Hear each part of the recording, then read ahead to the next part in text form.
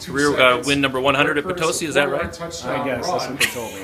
That's what a lot of people were telling you down there. When it takes this long for a guy to get 100 wins, they probably should have got me out the door a long time ago. Plus a 25-yard pass. Well, the Six Rivers Conference has been just one big free-for-all, and I'm sure you expected this kind of game today, right down to the wire. We were hoping for this kind of game because the other result would have been us getting hammered, because we saw what the game from last week against Blackhawk, and we saw just a machine.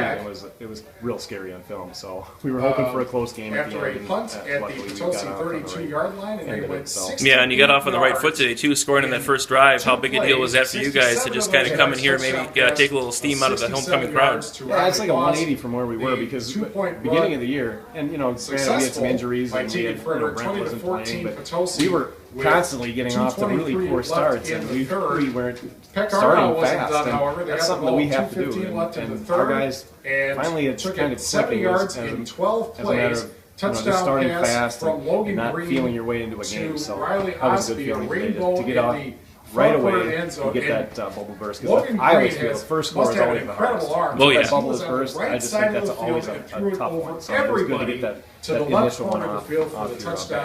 It was a tough day for your defense. I mean, a challenging day. They played well. I mean, I thought all things considered, but every time that Logan Green stepped back to throw, you knew that there was going to be a tall guy on the other end of that pass. And how did you coach your kids to deal with whatever came of certain situations? Yeah, well, we were trying to do all sorts of things. We were trying to do some bracket coverage, and we were trying to put guys on top of guys. But we finally just ended up having to press these guys. Our kids are very physically strong, especially those two corners that we have. So we felt that they might be a little bit stronger if we just press them and maybe get them out of their rhythm. Because sure. If it's just us backing off and letting them march down the field, I'm pretty sure that they could do that, which is really atypical of a high school team at our level, that we can chunk us 10, 5 yards down the field.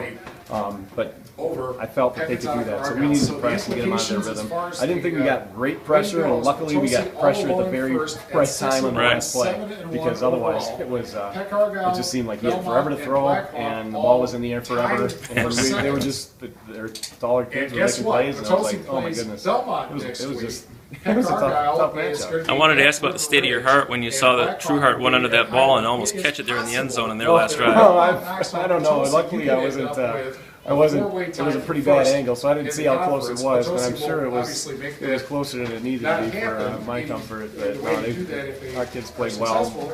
Peck Argyle played well, and this was a really fun high school football game. And Mark, nothing against you, but I think there's a lot of teams in the conference that'll be big Belmont fans next week. So how do you deal with that, and how do you deal with the one more real tough game in this conference? Well, I think it helps us really, because we've been building for this. We've been building for this. It's almost like a little mini playoff run before the playoff. It's a conference championship playoff run, and that's kind of what we've been talking about. Just taking it one at a time. And I don't know. Our kids, I know they're enjoying this, but I know for a fact they'll be focused and ready to come back on Monday, ready to work.